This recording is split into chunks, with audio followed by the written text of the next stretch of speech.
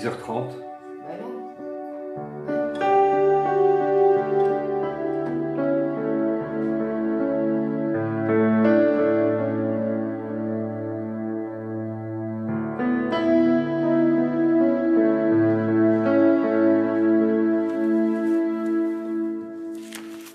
Shalom à tous, shalom.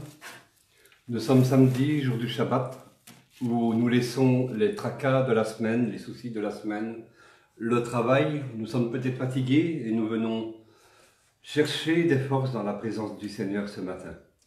Amen. Dieu est bon. Dieu est bon. Nous allons d'abord prier.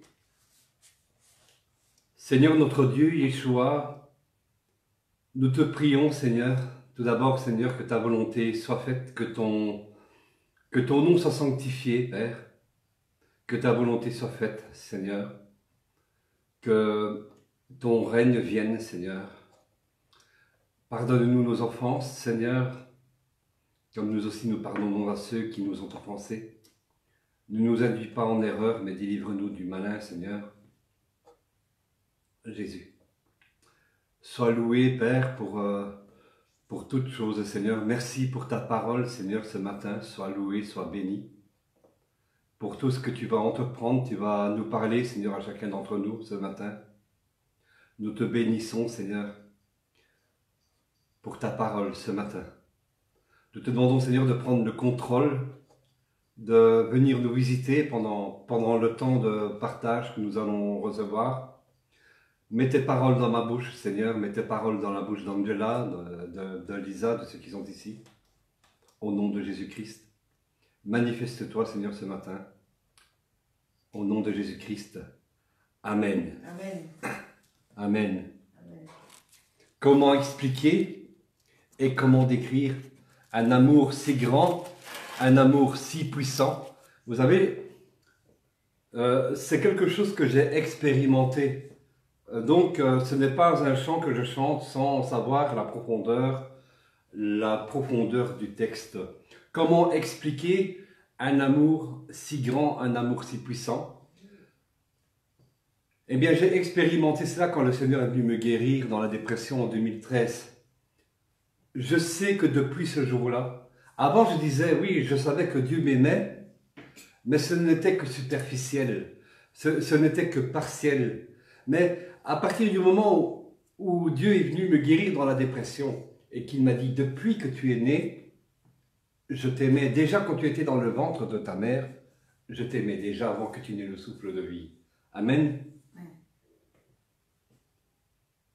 Et donc, c'est vrai que décrire l'amour que Dieu a envoyé dans ton cœur, il n'y a pas de mots, il n'y a pas de mots assez puissants, il n'y a pas de mots assez forts pour le dire à quel point que Dieu t'aime. Mais celui qui a été touché dans cette profondeur-là le sait. Il le sait. Et Dieu sait déjà avant que tu ne puisses ouvrir la bouche, même si toi tu te dis, mes mots, Seigneur, sont peu, mes mots ne sont pas assez grands pour expliquer tout l'amour que j'ai pour toi. Mais Dieu sait déjà. Dieu connaît la profondeur de tes pensées. Dieu connaît la profondeur de nos cœurs. Amen.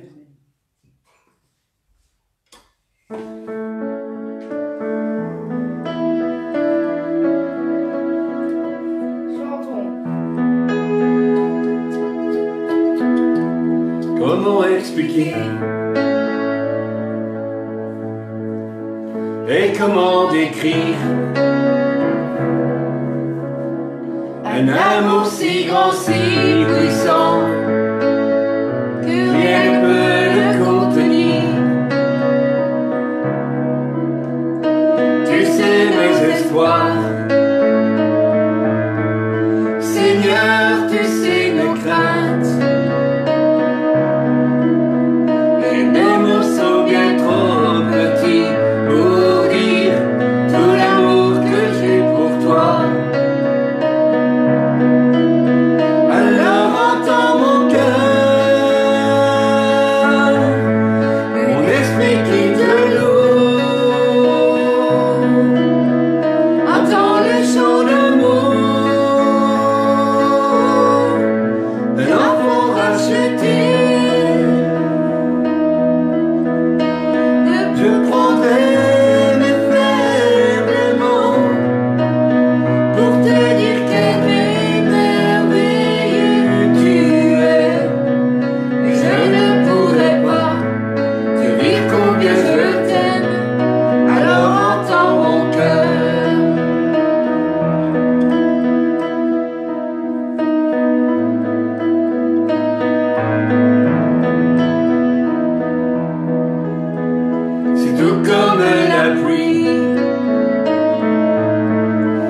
les mots pouvaient couler.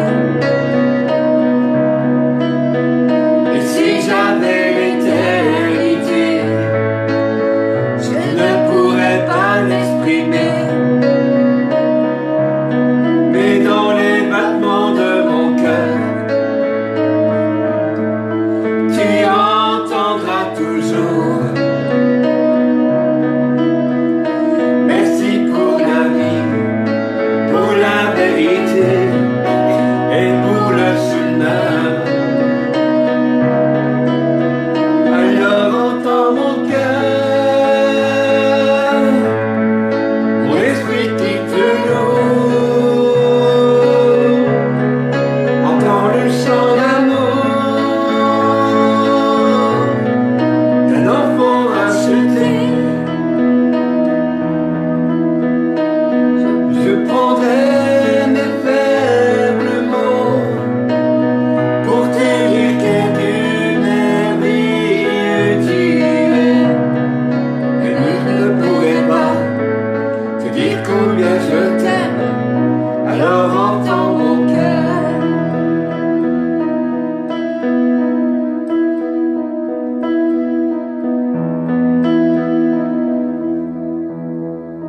Tu sais nos espoirs, Seigneur, tu sais nos craintes, et nos mots sont bien trop petits pour dire tout l'amour que nous avons. Alors entends nos cœurs, nos esprits qui te louent. Entends le chant d'amour, tout est racheté. Nous prendrons nos faibles mots pour te dire quelle merveille tu es. Mais nous ne pourrons pas te dire tout notre amour. Alors entends nos cœurs.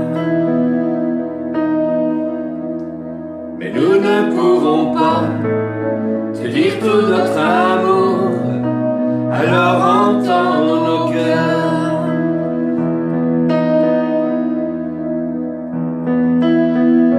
Oui, Seigneur, comme il est dit, tout est racheté. Tout a été racheté à la croix de Golgotha. Merci, Seigneur, parce que tu as racheté nos péchés, Seigneur. Tu nous as pardonné, Seigneur. Maintenant, nous sommes de nouveau nés, Seigneur. De nouveau, corps à corps avec toi. Merci, Saint-Esprit. Merci au Seigneur Dieu d'être tous les jours parmi nous, Seigneur. Dans nos vies, Seigneur. Mais c'est vrai, tu es un Dieu fidèle. Tu es toujours au rendez-vous, Seigneur. Tu es là à côté de nous. Tu demeures là dans les bons et les mauvais jours. Mais c'est vrai, Seigneur, que les épreuves, nous les remontons grâce à la force que tu nous donnes chaque jour, Seigneur. Merci pour la force que tu nous donnes à Roger et moi de surmonter les épreuves, Seigneur. Et merci parce que nous bannissons aussi les échecs et les erreurs du passé. Tu nous as pardonné, Seigneur. Nous sommes de nouvelles créatures et nous nous présentons aujourd'hui devant toi. C'est vrai que, Seigneur, aujourd'hui, tout est racheté. Gloire à toi, Papa. Amen.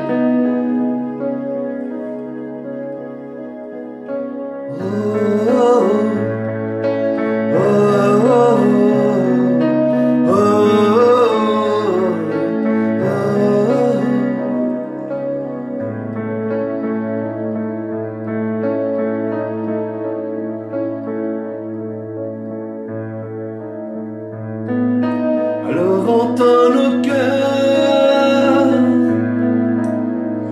nos esprits qui te louent. Entends le chant d'amour, de tout est racheté. Nous prendrons nos faibles mots pour te dire que tu merveilleux tu es. Mais nous ne pourrons pas te dire tout notre amour. Alors entends nos cœurs. Amen. Amen. Amen. Nous allons passer au message Amen. que le Seigneur m'a mis à cœur. Amen. Je vais prier pour le message. Ouais. Oui, merci Seigneur. Je remets la prière, Seigneur, entre tes mains. Le message. Et Seigneur, et le message entre tes mains, pardon. Que tout soit flat à ta gloire. Amen. Que Seigneur, que cette parole reflète ta beauté. Ces mots que Roger vont dire, Seigneur. Parce que chaque chose t'appartient. Merci pour les internautes et nos amis qui nous suivent sur les réseaux sociaux. Amen. Que ce message vous touche et vous interpelle encore aujourd'hui matin. Parce que le Seigneur, il nous parle chaque jour. Il nous révèle. Alors Roger veut partager ce que le Seigneur lui a révélé. Que le nom de Tout-Puissant soit glorifié au nom de Jésus-Christ. Amen. Et que le frère Roger aussi, merci Seigneur, tu le bénis, Seigneur. Parce qu'il apporte ta parole, Seigneur. Alléluia, gloire à toi, Papa. Amen. Amen. Bon, je recule ça ici. Voilà. Et puis, hop là. Et on va, ainsi je serai plus à l'aise. Je vais me rapprocher, comme ça je vais répéter. Voilà, excusez-moi. Alors, vous savez, c'est les aléas du direct.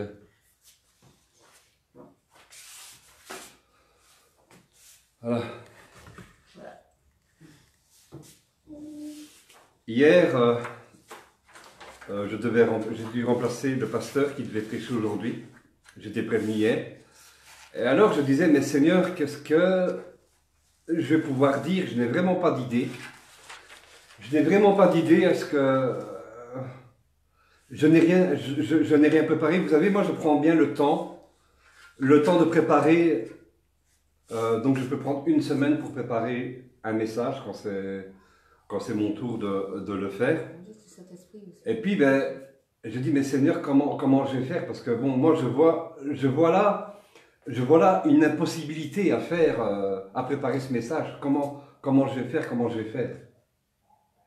Et puis bon, je suis dirigé sur la paracha d'aujourd'hui, donc dans la Torah, et ce qui nous est encouragé à lire et à méditer, c'est le chapitre 28, verset 10 de Genèse dans le Nouveau Testament, au chapitre 32, verset 3. Mais je crois que le Seigneur m'a beaucoup parlé sur ce passage-là. On ne va pas lire tous les chapitres, nous allons rester qu'au chapitre 28, les versets 10 à 22 de Genèse. Donc nous n'allons pas énumérer tous les chapitres, mais nous allons aller à l'essentiel de ce que Dieu m'a donné comme message hier soir. Nous allons aller à l'essentiel de ce que Dieu veut nous dire ce matin. Et j'avais ce titre, j'avais ce thème, la grâce de Dieu n'est pas un mirage. La grâce de Dieu, c'est une réalité. Amen. Je vais lire le chapitre et toi tu liras les autres petits versets, d'accord? Tu vas commencer par Genèse 28, verset 10 à 22. Ouais. Nous allons prendre la parole de Dieu ensemble. Soyez bénis. Sois béni Alain, Isabelle, Jean-Pierre Garcia, sois béni. Donc nous allons lire Genèse chapitre 28 verset 10 à 22. Jacob partit de Beersheba et s'en alla à Charan. Il arriva dans un lieu où il passa la nuit, car le soleil était couché. Il y prit une pierre dont il fit son chevet. Il se coucha dans ce lieu-là. Il eut un songe et voici, une échelle était appuyée sur la terre et son sommet touchait au ciel. Et voici les anges de Dieu montaient, descendaient par cette échelle. Et voici l'Éternel se tenait au-dessus d'elle, et il dit, « Je suis l'Éternel, le Dieu d'Abraham, ton père, et le Dieu d'Isaac.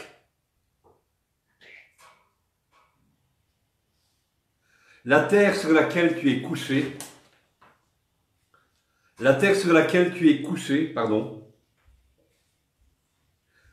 je la donnerai à toi et à ta postérité. Ta postérité sera comme la poussière de la terre.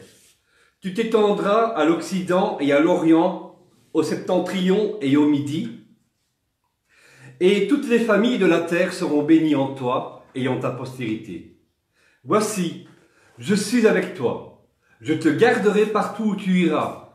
Je te ramènerai dans ce pays, car je ne t'abandonnerai point, que je n'ai exécuté ce que je te dis. Jacob se réveilla de son sommeil et il dit, « Certainement l'Éternel est en ce lieu, et moi je ne le savais pas. » Il eut peur et dit, « Que ce lieu est redoutable. C'est ici la maison de Dieu. C'est ici la porte des cieux. » Et Jacob se leva de bon matin, il prit la pierre dont il avait fait son chevet, il l'adressa pour monument, et il versa de l'huile sur son sommet. Il donna à ce lieu le nom de Béthel, mais la ville s'appelait auparavant Luz. Et Jacob fit un vœu en disant, « Si Dieu est avec moi et me garde pendant ce voyage que je fais, s'il me donne du pain à manger et des habits pour me vêtir, et si je retourne en paix à la maison de mon père, alors l'Éternel sera mon Dieu. Cette pierre que j'ai dressée pour monument sera la maison de Dieu, et je te donnerai la dîme de tout ce que tu me donneras. » Que signifie cette échelle que Jacob voit, dont les anges montent et descendent?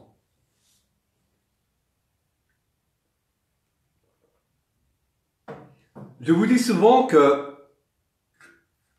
ce que Dieu attend de nous, c'est une connexion avec lui. Comme un courant montant, descendant. Cette échelle nous fait penser à la relation entre Dieu et la terre. Un courant montant, descendant. Vous savez, on dit souvent que quand on fait des louanges à Dieu, nos louanges, elles montent vers le ciel. Et Dieu envoie sa réponse vers nous. Il vient se manifester par son esprit. Amen. Amen. Donc, il y a un courant montant, descendant entre nous et Dieu dans le ciel. C'est une relation qui n'a jamais cessé, même malgré depuis la chute d'Adam et Ève dans le paradis. Et nous pensons aussi à celui qui a établi les cieux et la terre. Lisons l'épître aux Romains, pas aux Romains, aux Colossiens, Colossiens chapitre 1, verset 16. Vas-y, tu veux lire? Ouais, vas-y. Voilà. Ouais. Bon. Ouvrez la parole de Dieu, hein, c'est très important. Oui, dans le livre Colossiens, versets 1 à 16. Voilà, je lis au nom de Jésus.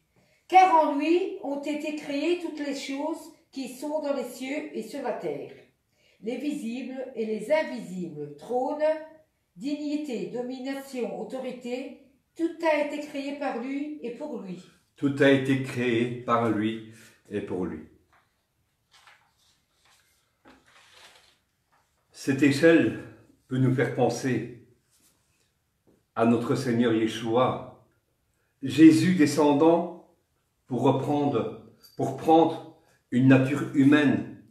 Tout d'abord, il doit être conçu par le Saint-Esprit, par l'action du Saint-Esprit, dans le ventre de Marie.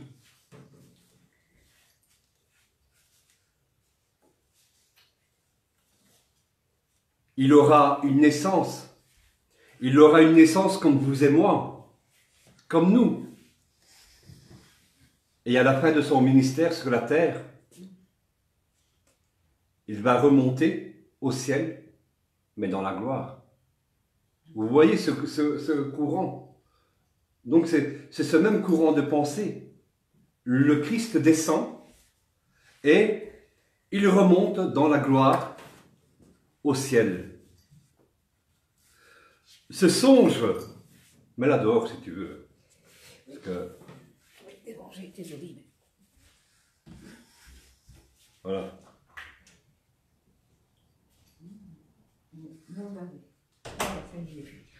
Ce songe montre aux pécheurs qui sont fatigués une porte. Et ce n'est pas n'importe quelle porte, hein. C'est la porte du ciel. C'est la porte du ciel dont le Père regarde la terre avec compassion, toujours avec autant d'amour, dont il fait grâce depuis longtemps. Depuis bien longtemps, il nous fait grâce. Même depuis Adam et Ève, hein, ne les a-t-il pas vêtus quand ils se sont vus nus? N'a-t-il pas pris soin d'eux? Au verset 17, Jacob dit que ce lieu est redoutable. Et d'autres versions disent terrible. Donc, entre autres, Jacob dit, mais qui suis-je, entre d'autres termes? Qui suis-je, moi, pauvre pécheur, misérable, pour mériter ta grâce?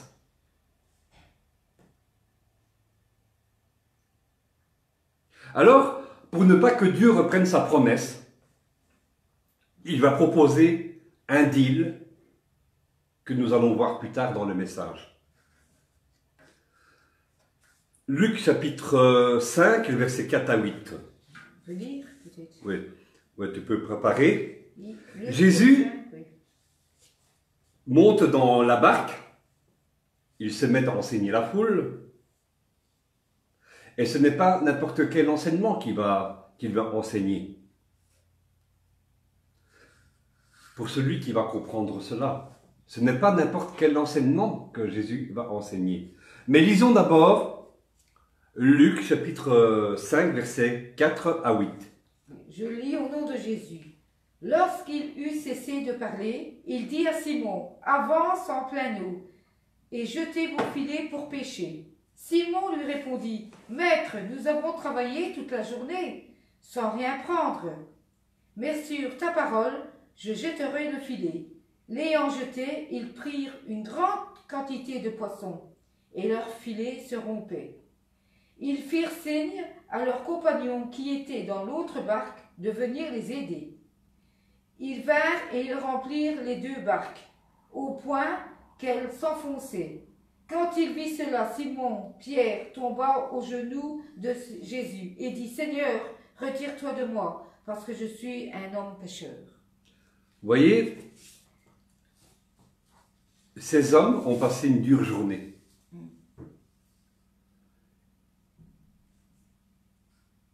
Ils n'ont rien pris durant toute la journée. Une journée certainement très épuisante, le soleil qui frappe peut-être. Et qui sait que quand vous êtes en train d'attendre et que rien n'arrive, le découragement est très épuisant. Vraiment. Finalement, donc la fin de la journée arrive, et puis Jésus arrive et les invite à remonter dans la barque. Mais imaginez ces disciples qui n'ont rien pêché de la journée, ils n'ont rien à vendre, et se disent, mais qu'allons-nous pouvoir manger sur notre table ce soir? Je n'ai pas gagné mon revenu de la journée. Quand Pierre voit les poissons arriver dans les filets, jusqu'à peut-être faire chavirer la barque, il ne voit qu'une chose, la grâce. La grâce de Dieu. Parfois, on pourrait ne pas se sentir digne. Trop pécheur, je suis trop pécheur. Je ne suis pas méritant pour mériter une telle grâce. On peut être mal à l'aise face à une telle grâce du Seigneur. Qui suis-je, Seigneur, pour que tu me fasses grâce? Je ne suis pas digne de recevoir autant. Je ne le mérite pas. Dans le début, nous voyons Jacob prendre peur. Quand il dit, quand le Seigneur lui promet que la terre où il se tient, eh bien, ce sera sa postérité. Elle appartiendra à sa postérité. Donc le Seigneur lui dit, Je suis l'Éternel, le Dieu d'Abraham, ton père, et d'Isaac. Cette terre sur laquelle tu te poses, je te la donne à toi et à ta postérité. Jacob va s'empresser. Il va s'empresser et prier Dieu en ce sens. Si le Seigneur est avec moi, s'il me protège dans la voie où je marche, s'il me donne du pain à manger et des vêtements pour me couvrir, si je retourne en paix à la maison paternelle, à la maison de mon Père,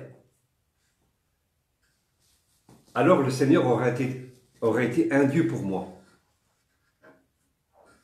La pensée profonde exacte de ces versets, donc le texte dit, la pensée profonde, dit, si Dieu tient pour moi ses promesses, qu'il a faites d'être avec moi, comme il me l'a dit, et voici je suis avec toi, s'il me garde comme il me l'a dit, je te garderai partout où tu iras. Comme il me l'a dit, je te ramènerai dans ce pays, en référence au verset 15 de Genèse 28. En paix. Je te ramènerai dans ce pays en paix. En paix, nous connaissons l'expression phonétique hébreu, shalom, qui a un sens très profond dans ce verset. Il contient l'idée d'intégrité, entier de tout péché, donc exempt de tout péché.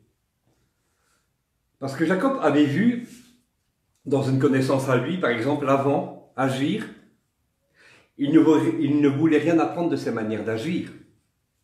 Donc, il va demander à Dieu de le préserver de tout péché. Et cela nous fait penser au modèle de la prière que Dieu nous a donnée dans Matthieu chapitre 5, au verset 13 par exemple. Ne nous induis pas en tentation, mais délivre-nous du malin. Donc, ne nous fais pas entrer dans le péché, mais délivre-nous.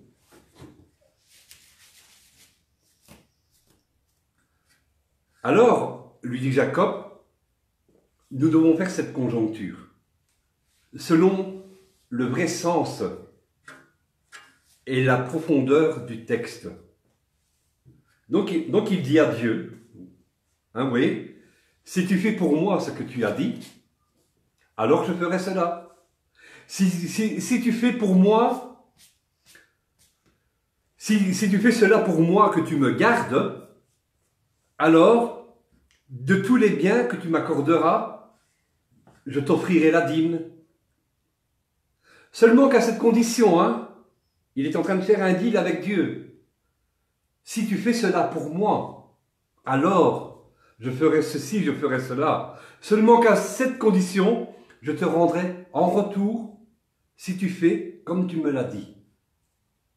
Il est en train de poser une condition, comme si Dieu allait reprendre sa promesse, quand Dieu lui a promis que la terre où il se tient, elle appartiendra à sa postérité.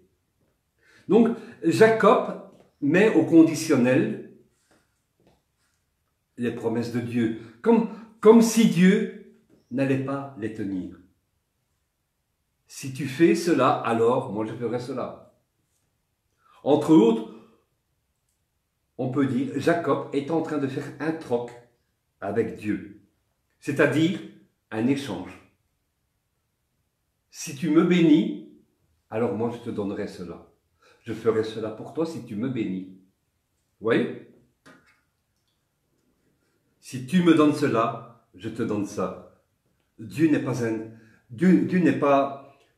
un homme pour mentir. Dieu est Dieu. Ce qu'il a promis, il l'accomplit. Bien que parfois le Seigneur peut être déçu parfois de nos attitudes, même trop souvent, il ne se lassera jamais de nous faire grâce. Amen. Jamais. Beaucoup pensent que sa grâce, nous l'obtenons par nos efforts, qu'on doit la mériter. Ils ne la méritent pas parce qu'ils n'ont rien à donner en échange à Dieu. Comme si on devait la payer. Comme si on devait payer la grâce par nos efforts. Éphésiens, chapitre 2, verset 8. Et Marc, chapitre 9, verset 23. J'ai préparé les textes sur le papier. Hein. Ça, tu lis lequel verset? Oh, tu peux les lire. Bon, je lis dans le nom de Jésus-Christ. Dans le livre Éphésiens 2, verset 8. Car c'est par la grâce que vous êtes sauvés. Amen. Par le moyen de la foi. Et cela ne vient pas de vous, c'est le don de Dieu. Marc, chapitre 9, verset 23. Je lis au nom de Jésus-Christ. Jésus lui dit, si tu peux, tout est possible à celui qui croit. Amen. La grâce est un don gratuit de Dieu et nous l'obtenons non pas par nos efforts, mais par le moyen de la foi. La foi nous ramène à ceci, que rien n'est impossible à celui qui croit. Amen. Nous parlions au début de Pierre, quand Jésus lui dit de jeter le filet dans la mer. Il n'avait rien pêché, il n'avait rien eu de toute la journée, après une journée épuisante. Et Pierre, il a une objection. Il lui dit, mais maître, nous avons travaillé toute la journée. Et regarde toi-même, il n'y a rien dans le filet. Aujourd'hui, c'est pas notre jour. Nos filets sont vides. Mais comme tu l'as commandé, je jetterai le filet à l'eau. Et tu verras par toi-même qu'aujourd'hui, ce n'est pas le jour. Nous n'aurons rien. Voyez, certains peuvent s'entêter s'ils n'ont rien reçu. Alors, ils abandonnent. La parole de Dieu dit que le royaume de Dieu, ce sont les violents qui s'en emparent. Parfois, il nous faut apprendre la patience. Parfois, il nous faut insister. La parole de Dieu nous invite, nous dit ceci, que parfois le Seigneur, nous devons le chercher comme si c'était un trésor. Matthieu chapitre 7, versets 7 et 8, nous montre que parfois, il nous faut insister et chercher comme un trésor caché le Seigneur. Donc, il va nous falloir insister. Il va nous falloir parfois de la patience. Pierre était fatigué, mais il s'exécute à jeter le filet. Et finalement, sa foi, c'est une question de foi, aussi minime elle eût été, sa foi l'a récompensée. Certains peuvent douter de la grâce de Dieu. Puis, ils sont dans l'étonnement. Quand Dieu fait grâce, ils pensent ne pas mériter ce qui leur arrive. Car ils n'ont pas fait assez d'efforts. Ils n'en ont pas fait assez pour Dieu. Ils ne méritent pas ce qui leur arrive, car ils n'ont pas fait assez d'efforts. Ils se voient comme des misérables, comme des misérables pécheurs. Remarquez la réponse de Jésus dans Luc, le chapitre 5, le verset 10. Qui nous dit, je lis dans le nom de Luc, Jésus. chapitre 5, verset 10. Ne crains point, désormais tu seras pêcheur d'hommes. Voyez, Pierre, il est là, il a envie de se cacher, il dit, je ne mérite pas ta grâce, je ne mérite pas ce que tu m'as fait là. Mais le Seigneur lui dit, je ne te demande pas, relève-toi, ne crains pas, ne crains pas. Je ne te demande pas de faire un échange entre toi et moi. Ce que je t'ai donné, c'est gratuit. Tu n'as rien à me donner en retour. Mais seulement que ça, crois. Crois en moi et tu auras la vie éternelle. Seulement que ça. Tu n'as rien à me donner en retour. Je crois qu'il n'y a pas assez de bien dans ce monde pour pouvoir donner à Dieu. Dieu ne demande qu'une chose, c'est nous. Nous tout entiers. Je ne te demande pas de faire un échange, mais crois en moi et tu auras la vie éternelle. Crois en Jésus et tu auras la vie éternelle. Genèse chapitre 29. Genèse chapitre 29, verset 1. Ouais. Alors, si vous l'avez, Genèse chapitre 29, verset 1. Je lis au nom de Jésus. Jacob se remit en chemin et alla vers la terre des enfants de l'Orient. Jacob se remit en chemin et alla vers la terre des enfants de l'Orient. Qu'est-ce que tu veux me dire, Roger, par ce verset? Qu'est-ce que tu veux me dire, Seigneur, par ce verset? Après que Jacob a été rassuré que Dieu tiendrait ses promesses, Jacob se met en chemin. Littéralement, nous lisons dans la Torah, Jacob souleva ses pieds. Lorsqu'il a reçu la bonne nouvelle de la protection divine, son cœur a comme soulevé ses pieds et il lui a été facile de marcher. C'est là où va la profondeur du texte dans la Torah. Son cœur a soulevé ses pieds et il lui a été facile de marcher quand il a été rassuré que Dieu tiendra sa promesse. La terre où tu te tiens, ta postérité en aura l'héritage. J'en fais le serment, j'en fais la promesse, a dit le Seigneur à Jacob. N'ayez aucun doute. Dieu ne veut pas faire de troc avec toi. Il ne veut pas faire de troc avec nous. En fait, il nous offre une chose. Pour nous, il y a 2000 ans, Jésus, Yeshua, est descendu parmi nous pour nous racheter, non en prix d'argent, mais au prix de son sang. Il s'est offert en sacrifice au prix de son sang pour le pardon de le péché, non pas seulement que pour Israël, mais pour l'humanité entière.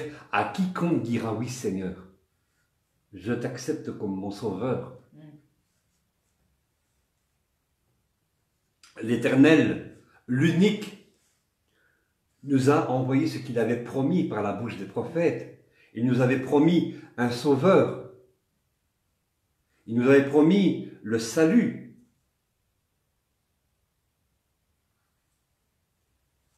Depuis la chute d'Adam et Ève, il y avait déjà une solution. La grâce, un don gratuit. Et nul autre que sa personne sur la croix. C'est lui, c'est notre Dieu qui a payé le prix. La grâce, avoir foi et croire que ce que Dieu nous offre, nous pouvons l'obtenir. Il n'y a pas de condition. Je te donne gratuitement. Tu n'as rien à me donner en échange. Il ne nous offre pas un mirage, comme je le dis dans le thème, mais il nous offre une réalité. À Jacob, le Seigneur lui a fait la promesse de la terre de Canaan, lui a promis une postérité, mais à nous, il fait une bien grande promesse, bien plus grande, c'est-à-dire au-delà du royaume des cieux ou du paradis, c'est la vie éternelle, où plus personne n'aura à se souvenir des souffrances ici sur la terre, des douleurs, de la tristesse, ni de la mort. On n'aura plus à souffrir de la perte d'un être cher. La mort ne sera plus. Il n'y aura plus de deuil, il n'y aura plus de cris, il n'y aura plus de douleur.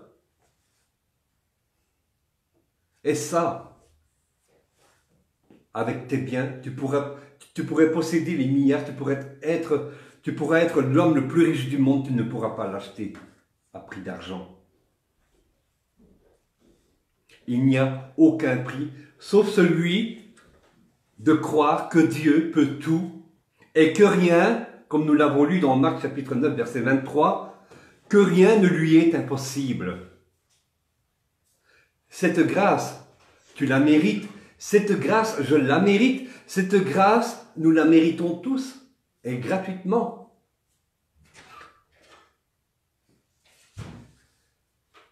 Finalement, par cette échelle, Dieu nous montre qu'il n'a jamais cessé sa relation, sa connexion entre la terre et le ciel. Les anges sont à l'œuvre. Ils montrent d'autres descentes, nuit et jour et nuit, sans relâche.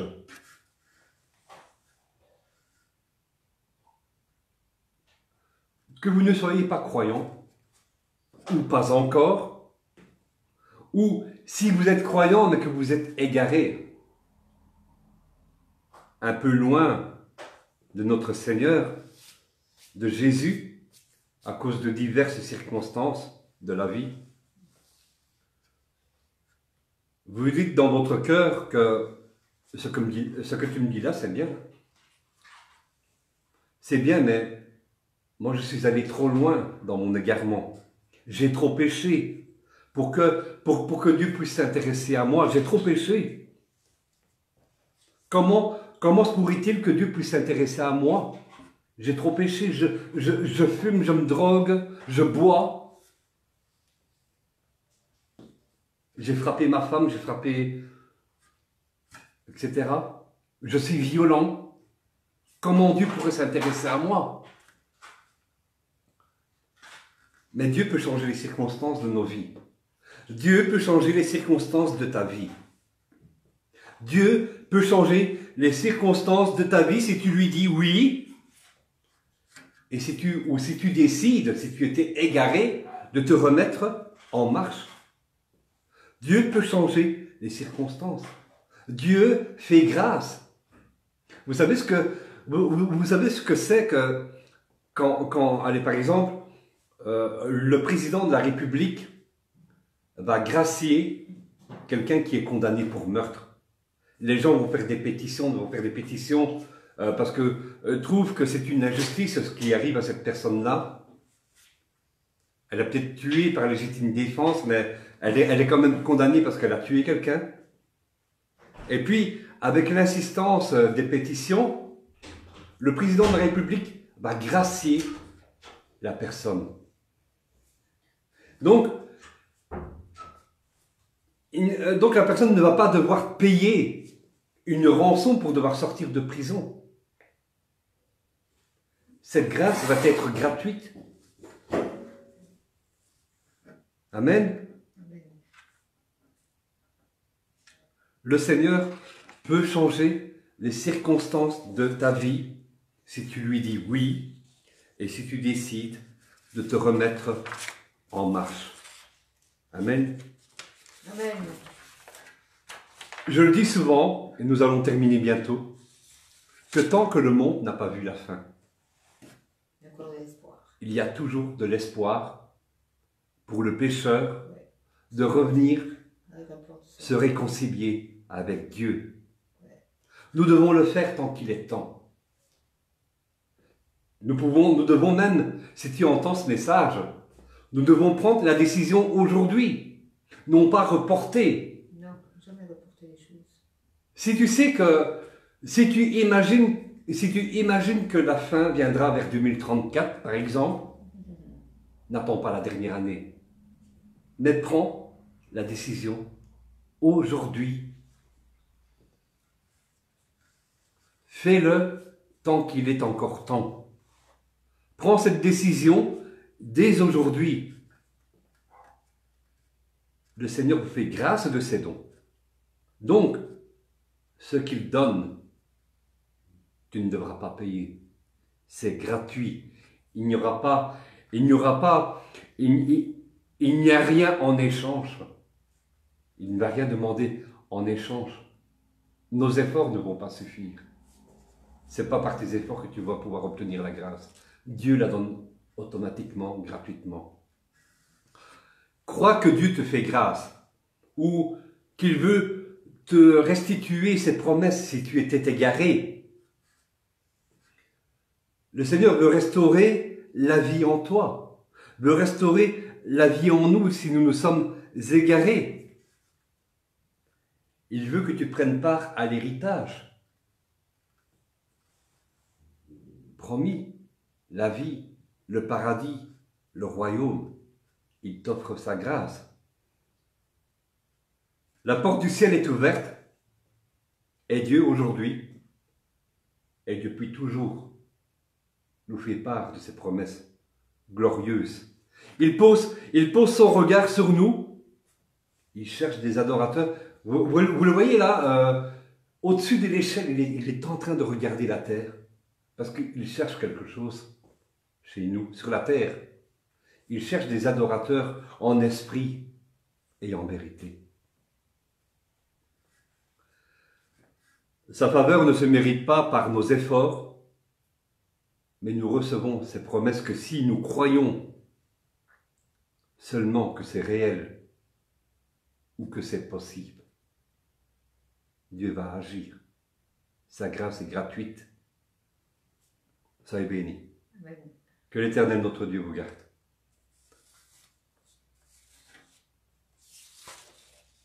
Alors, vous avez des questions? Non? Il est temps de te reporter. C'est vrai, moi je reçois toujours qu'il ne faut jamais reporter à demain. Voilà, tout à fait. Ce qu'on a à faire ce jour, parce que si Dieu revient demain, il est trop tard. On ne sait pas l'heure que Dieu va venir. Donc il est temps de faire les choses maintenant, pas dans... Si on a quelque chose à faire, c'est tout de suite. Mais pas, oh je vais reporter, oh ben non, encore. Et si Dieu revient demain, qu'est-ce qu'on fait? Trop tard. Amen. C'est ça que Dieu m'a dit, ne reporte jamais les choses. Fais-les tant que tu vis sur la terre. Amen. Donc c'est là que moi j'obéis à Dieu. Amen. Tant que je suis vivante, tant que Dieu me donne le souffle de vie, je continue à travailler, à vivre pour le Seigneur. Je ne reporterai jamais au demain, même que ce soit sur n'importe quelle chose, jamais au demain, parce que si Dieu revient demain, moi je ne peux pas aller au-dessus et dire Seigneur, je n'avais pas tort. Je ne peux pas avoir d'excuses, Non, non, pas. tout à fait. Parce que quand on a quelque chose, on ne peut pas le reporter, on doit le faire le jour même. Tout à fait. Voilà, on ne doit pas reporter. Même toute chose, hein, même Amen. que ce soit de Dieu ou toute chose. Il faut le faire. Tant qu'on a la possibilité, qu'on est sur terre, il faut le faire. Amen. Parce que moi, je veux vivre à côté de Dieu, être un ange merveilleux au ciel. Enfin, tout ce que tu veux. Parce que c'est tellement beau le paradis que j'ai envie d'aller près de Dieu.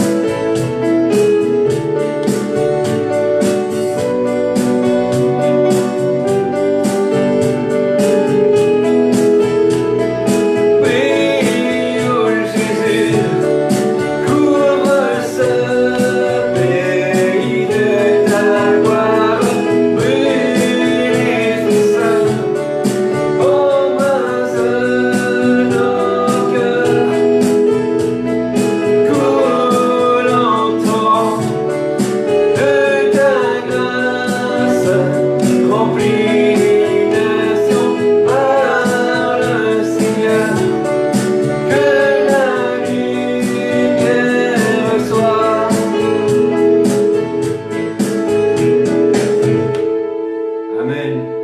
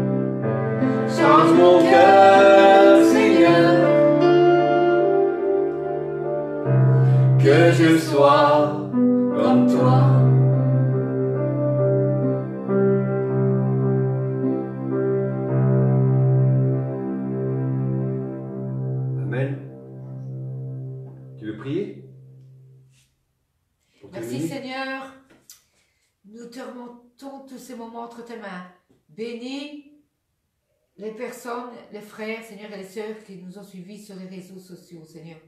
J'espère que tu leur as apporté des réponses, Seigneur, dont ils cherchent, parce qu'ils sont toujours à la recherche de quelque chose.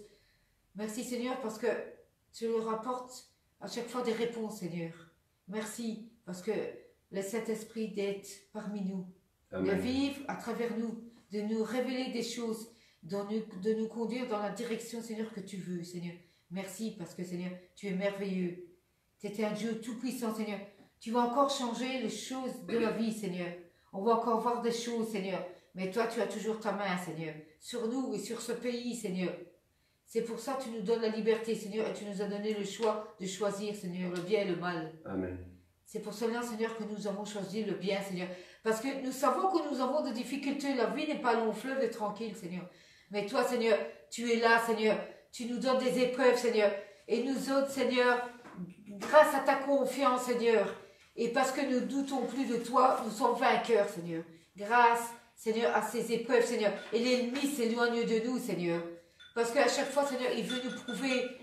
Mais quand nous nous approchons plus de Dieu, l'ennemi s'enfuit. Parce que l'ennemi n'aime pas la lumière, n'aime pas Dieu. N'aime pas tout ce qui est brillant, lumière, diamant, émeraude, l'ennemi. Tout ce qui brille n'aime pas. Donc, continuez à vivre dans la paix, dans la joie et à suivre Jésus-Christ. Tant ce qui peut vous arriver, toutes les épreuves, n'ayez pas de doute. Mais suivez le Dieu Tout-Puissant, l'Éternel Dieu, parce qu'il est la source, il est la réponse à toutes les demandes que vous vous faites, à toutes vos prières. Et encore la patience, soyez patients. Parce que moi j'ai été aussi patient, je n'avais pas de réponse. Et Seigneur me les a donnés au temps voulu. Continuez à suivre le Seigneur, même si vous avez des épreuves. Même si on vous dit, parce que moi, vous le savez, je vais dans la rue, je vais faire mes courses. Quand il y a des personnes qui me demandent des sous pour manger, je leur donne des sous. Mais je vois qu'ils vont chercher à manger. Moi je dis, mais Seigneur, c'est ça en fait la dîme. C'est pour, Seigneur, la dîme, c'est pour donner à manger à celui qui a faim. C'est pas pour enrichir les poches des autres, Seigneur. C'est ça la dîme. Quand quelqu'un de chrétien a faim ou un païen te dit qu'il a faim, donne si tu as. Et tu vas voir, il va aller chercher à manger. C'est ça la dîme. C'est ça que je voulais vous partager. C'est ça donner sa dîme. C'est pas qu'on vous donne des personnes de condamnation des paroles. Oh, si tu donnes pas ta dîme, c'est parce que tu vas être malade. C'est parce que ceci, c'est parce que cela. Non, c'est faux dans le nom de Jésus. Tout cela. Ta dîme, c'est donner aux personnes qui en ont besoin. C'est ça, donner ta dîme. Et Amen, Dieu, amen. il est récompensé dans les cieux. Là, tu as la victoire dans les cieux. Donne comme cela. Merci Jésus-Christ parce que je devais te donner ça, Seigneur. J'avais ça à cœur. Et tu m'as dit de donner ça, Seigneur. Oh, que vous soyez bénis dans le nom de Jésus. Et toutes les bénédictions viennent dans votre vie. Que vous soyez blessés, malades dans votre lit. Oh, que le Seigneur continue à faire son œuvre dans votre vie. Que le Seigneur vous visite maintenant. Dans le nom de Jésus. Et toute crainte, toute tristesse, toute parole de malédiction soit enlevée dans le nom puissant de Jésus-Christ. Maintenant. Amen. Oh Jésus-Christ, fais ton œuvre continue, Seigneur, fais tes bienveillances. Amen. Merci. Dans le nom de Jésus, Seigneur, Amen, que tu sois loué, Seigneur, Amen. Amen. Oh Jésus. Oh. Amen. Amen. Seigneur Voilà. Jésus. Que Dieu vous garde dans vos cultes respectifs demain. Donc nous nous retrouvons la semaine prochaine. Si vous avez à cœur de venir Oui. dans notre cellule, si vous avez à cœur de venir en visite, Amen. eh bien soyez les bienvenus. Soyez les bienvenus. L'adresse est sur notre site web, letabernacle.be. Et oui, vous pouvez retrouver ce message aussi sur YouTube et sur letabernacle.be. Soyez bénis, que Dieu vous garde. Shalom, shalom. Oui? Encore un des mots que je vous dis. Vous savez que Dieu est fidèle, il ne change jamais. Si Dieu a fait des promesses dans votre vie, il ne les changera pas. Même si un homme vient vous dire autre chose, non, c'est Dieu qui vous fait des promesses. Et Dieu ne change jamais d'avis. Amen. Voilà, c'est ça que je vous Amen. dis. Et elles vont s'accomplir, vos promesses. Amen. Parce que Dieu est fidèle. Amen. Ah, shalom, shalom. Soyez bénis, au revoir. Hein. Et si vous avez à cœur de venir, venez. On va passer un bon moment de temps ensemble. On va louer le Seigneur, on va partager la parole de Dieu. Amen. Soyez bénis. Shalom Jessica. Bye bye. Ouais. Amen.